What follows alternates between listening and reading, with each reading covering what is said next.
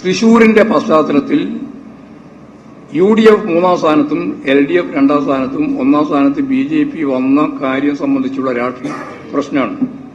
ഞാൻ തന്നെ പത്രസമ്മേളനത്തിന്റെ ഭാഗമായിട്ട് ആ കാര്യം മുഴുവൻ ഇതിനു മുമ്പേ വിശദീകരിച്ചിട്ടുണ്ട്. അതിനെങ്ങനെയാണ് അവതരിപ്പിക്കുന്നത്?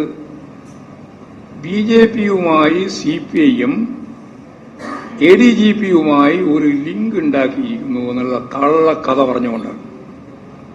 തികച്ചും തെറ്റായ, അവാസ്തവമായ, അസംബന്ധമായ ഒരു റിപ്പോർട്ടിന്റെ മേലെ വാർത്തയുണ്ടാക്കിയിട്ട് ആ വാർത്ത പ്രതിപക്ഷ നേതാവിന്റെ സ്റ്റേറ്റ്മെന്റിന്റെ ഭാഗമായിട്ട് കൊടുത്തിട്ട് അതിന്റെ മേലെ പ്രതികരിച്ചില്ല എന്ന ആക്ഷേപം ഉന്നയിക്കുന്നവരോട് ഞങ്ങൾക്ക് പറയാനുള്ളത്, ഞങ്ങൾ ഇതെല്ലാം മുമ്പേ പ്രതികരിച്ചതാണ്.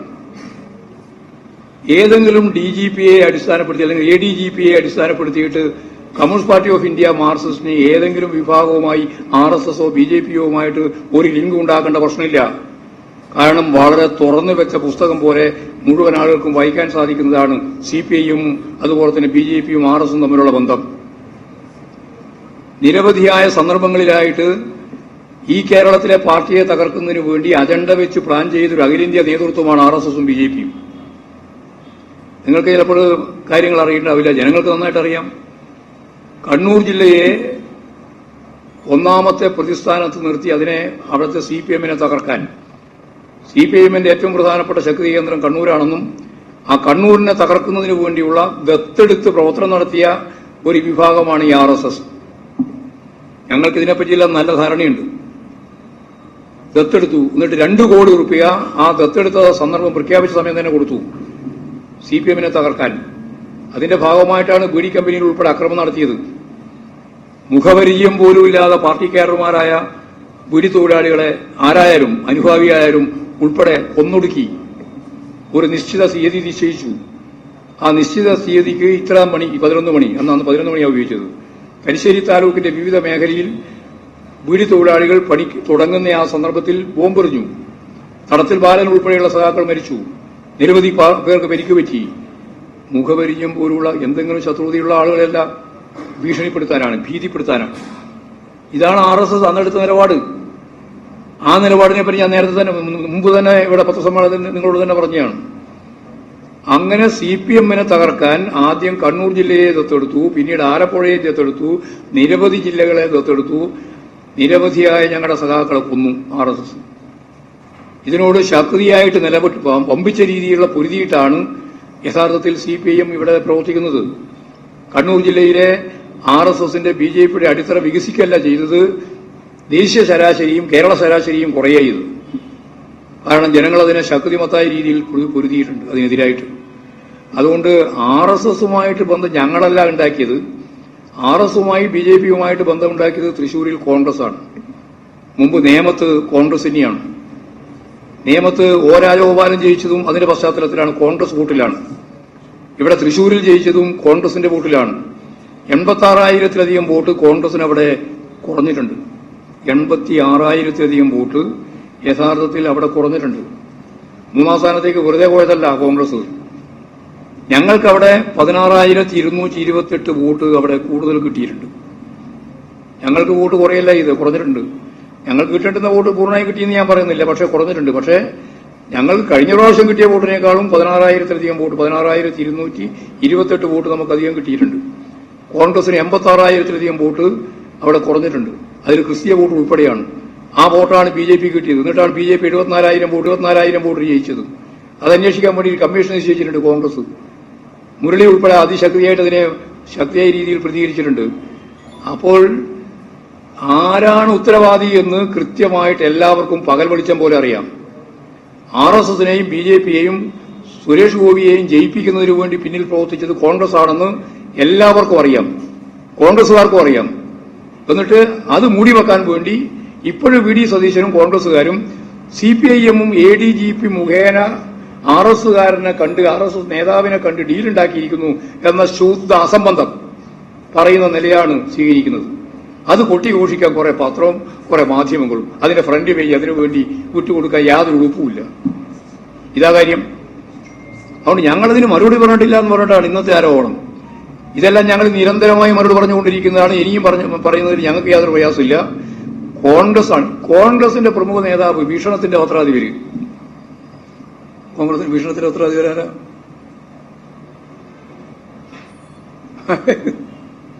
പറഞ്ഞാട്ടെ. ദേശാഭിമാനി പറയണ്ട മറ്റേ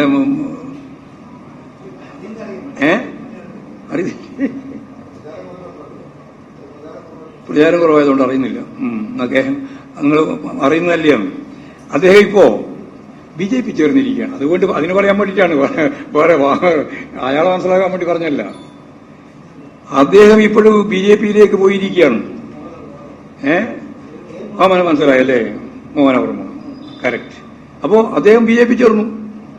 എന്നിട്ടാണ് CPIM ലിങ്ക് ഉണ്ടാക്കിയതിനെ സംബന്ധിച്ചിടത്തോളം വ്യാപകമായിട്ട് പറഞ്ഞുകൊണ്ടിരിക്കുന്നത്. കാള പ്രചാര വേലയാണ്. പ്രായം ഉണ്ടാക്കി ചേരാന്നാ? പ്രായം വരുമ്പോഴാണോ BJP ചേരേണ്ടത്? അപ്പോ UDFന്റെ വലിയ പരാജയം സത്യം പറഞ്ഞാൽ മൂടിവെക്കാൻ വേണ്ടി കോൺഗ്രസ് എടുത്തു വച്ചിട്ടുള്ള ഏറ്റവും പ്രധാനപ്പെട്ട ഒരു ജോലിയാണ് ഇത് എന്നുള്ളതാണ് സത്യം.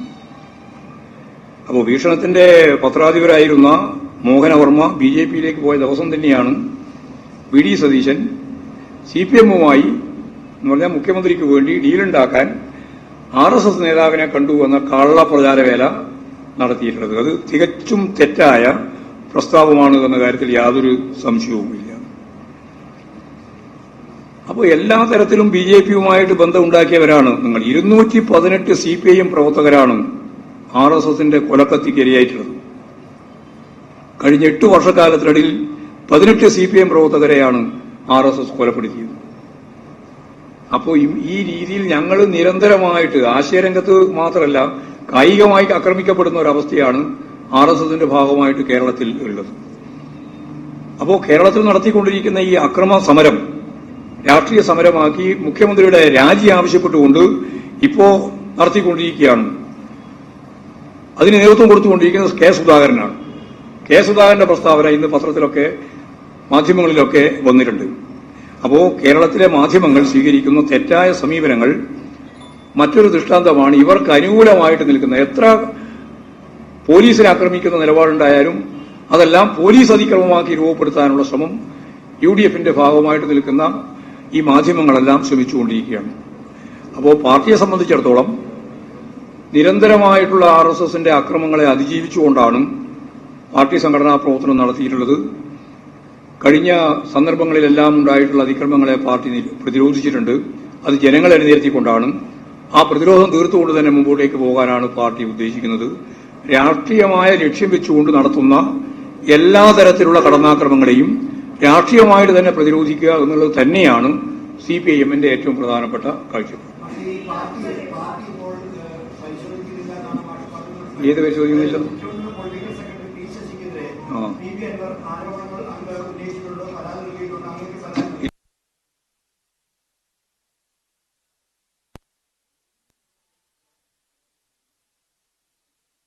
അദ്ദേഹം എഴുതി തന്നിട്ടില്ല. പറയുമ്പോൾ TVയിലൊക്കെ പറഞ്ഞ പോലെ പറഞ്ഞിരിക്കുകയാണ്. ആ പറഞ്ഞതിന്റെ അകത്ത് ഇന്ന കാര്യങ്ങളൊന്നും പറഞ്ഞിട്ടില്ല. അതല്ല ഞാൻ നേരത്തെ പറഞ്ഞത്. TVയിൽ പറയുമ്പോൾ പറയുന്ന രീതിയിൽ വൈകായിട്ട് പറയുകയല്ലാതെ കോൺക്രീറ്റ് ആയിട്ട് ഇന്ന കാര്യങ്ങളാണ് എന്ന രീതിയിലൊന്നും പാർട്ടിയോട് ശശിയെ പറ്റി പറഞ്ഞിട്ടില്ല. അതുകൊണ്ട് ശശിയെ സംബന്ധിച്ചിടത്തോളമുള്ള എന്തെങ്കിലും കാര്യത്തിലേക്ക് ഞങ്ങൾക്ക് ഇപ്പോൾ കടക്കേണ്ട കാര്യമില്ല. അതെ, അല്ലല്ല, അത് ഞങ്ങൾ പാർട്ടി തലത്തിൽ പറഞ്ഞു. പാർട്ടി തലത്തിൽ പരാതി ലഭിച്ചാൽ പരാതി പാർട്ടി തന്നെ പരിശോധിക്കും. ഇപ്പോഴും അമ്മാതിരിയുള്ള ഒരു പരാതി ഉണ്ടായിട്ടില്ല. ശശിയെ സംബന്ധിച്ചിടത്തോളം ആ രീതിയിലുള്ള ഒരു കാര്യത്തിലേക്കും ഇപ്പോൾ കടക്കേണ്ട കാര്യമില്ല. അതാണ് ഞങ്ങളുടെ അടുത്തത്. നിങ്ങൾ എന്തൊക്കെയാ ഉയർന്നു വന്നത്? വഴിവിട്ട് അത് അന്വേഷണത്തിന്റെ ഭാഗമായിട്ട് വരുമല്ലോ. അതായത് അവരുമായി ബന്ധപ്പെട്ടതും അവരുടെ സംരക്ഷണം ഉൾപ്പെടെ കാര്യങ്ങളെല്ലാം അന്വേഷണത്തിന്റെ ഭാഗമായിട്ട് വരട്ടെ. അത് ഞങ്ങൾക്ക് പ്രശ്നമില്ല. പൊളിറ്റിക്കലായിട്ട് ശശിയെ സംബന്ധിച്ചിടത്തോളം എന്തെങ്കിലും രീതിയിലുള്ള ഒരു ആരോപണം ഉന്നയിക്കപ്പെട്ടിട്ടേയില്ല. അതുകൊണ്ട് ശശിയെ ഏതെങ്കിലും അർത്ഥത്തിൽ ഒരു പരിശോധനയ്ക്ക് വിധേയപ്പെടുത്താൻ ഇപ്പം നമ്മുടെ മുമ്പിൽ യാതൊരു കാര്യവും ഇല്ല.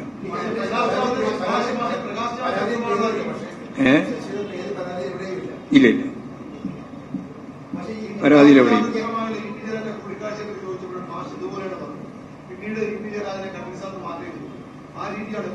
അല്ലല്ല. ഞങ്ങള് ആദ്യം പറഞ്ഞതും അവസാനം പറഞ്ഞതെല്ലാം ഒന്ന് തന്നെയാണ്. അതിപ്പോ ജയരാജന്റെ നടപടി സംബന്ധിച്ചുള്ള കാര്യങ്ങളല്ലല്ലോ. നമ്മൾ നടപടിയെടുത്തിട്ടില്ല ജയരാജന് വേണ്ടി. പി ജയരാജന്റെ അല്ല ഇ.പി. ജയരാജന്റെ പേരിൽ ഒരു സംഘടനാ നടപടി എടുത്തിട്ടില്ലല്ലോ, ഇപ്പോഴും ഇല്ല. അത് സെൻട്രൽ കമ്മിറ്റി അംഗമാണ് പാർട്ടി സംഘടനാപരമായിട്ട്. അത് അന്നും അതെ ഇന്നും അതെ, അതിലൊന്നും ഒരു മാറ്റമില്ല. ഓ ഉറപ്പല്ലേ, ഒരു സംശയമില്ല. അല്ലല്ല, അല്ലെങ്കിൽ അവിടെ റിപ്പോർട്ട് ചെയ്യേണ്ടതിനെ പറ്റിയല്ല, അല്ലെങ്കിൽ നിയമനത്തെ പറ്റിയല്ലല്ലോ അന്വേഷിക്കാൻ പോകുന്നത്. അവിടെ നടന്ന സംഭവങ്ങളുമായിട്ട് ബന്ധപ്പെട്ട് എല്ലാ കാര്യങ്ങളും പരിശോധിക്കാനാണ് ഇപ്പോഴും ഗവൺമെന്റ് തുറന്ന മനസ്സോടുകൂടി തീരുമാനിച്ചത്. അതിൽ അന്വേഷണം നടത്തി പ്രാഥമിക റിപ്പോർട്ട് കിട്ടിയപ്പോൾ തന്നെ SP സസ്പെൻഡ് ചെയ്തിട്ടുണ്ട്. ഇനി എന്തൊക്കെ വേണമെന്നുള്ളത് ഒരു മാസത്തിനുള്ളിൽ കാര്യങ്ങൾ കൈകാര്യം ചെയ്ത് വരും മുമ്പോട്ടേക്ക്.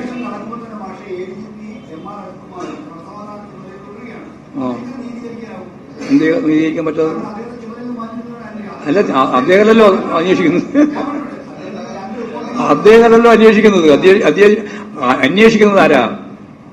DGP ആണ്. DGPയുടെ ടീമാണ്. പേര് മാത്രം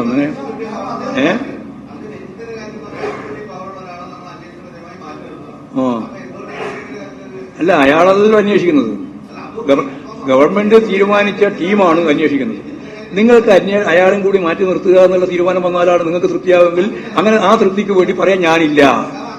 അങ്ങനെ മനസ്സിലാക്കിയാൽ മതി.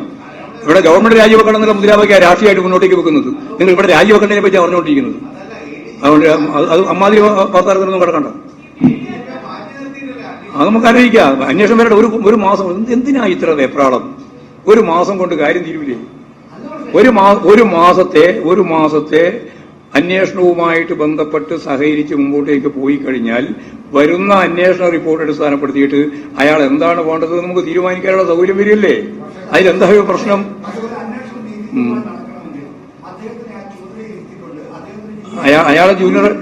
അയാളെ ജൂനിയറൊന്നുമല്ല പരിശോധിക്കുന്നത്, അയാളുടെ സീനിയറാണ്. അയാൾക്ക് അതിന്റെ അപ്പുറത്തൊരു ഉദ്യോഗസ്ഥൻ കേരളത്തിലില്ല.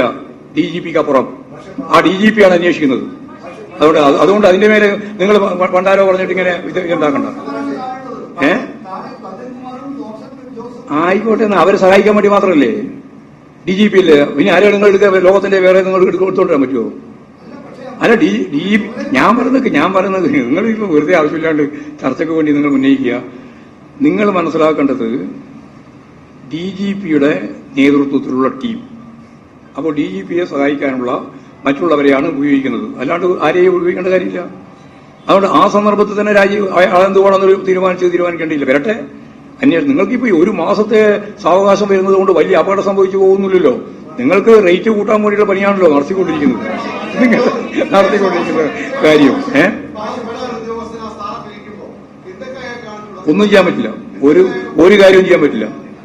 അദ്ദേഹം തന്നെ പറയേണ്ടത് അദ്ദേഹത്തിന് റിപ്പോർട്ട് ചെയ്യേണ്ടതില്ല എന്ന് ഇന്നത്തെ പത്രത്തിൽ ഞാൻ നിങ്ങൾ പറഞ്ഞിട്ടുണ്ട്. അല്ല, അത് നമുക്കറിയിക്കാം. ഇതിപ്പോ ഒരു മാസത്തേക്ക് അന്വേഷണത്തിന് വേണ്ടിയിട്ടുള്ള ഒരു സമയം കൊടുത്തിട്ടുണ്ട്. ആ സമയത്തോടെ നമുക്ക് കാര്യങ്ങൾ കൈകാര്യം ചെയ്തു പോകും.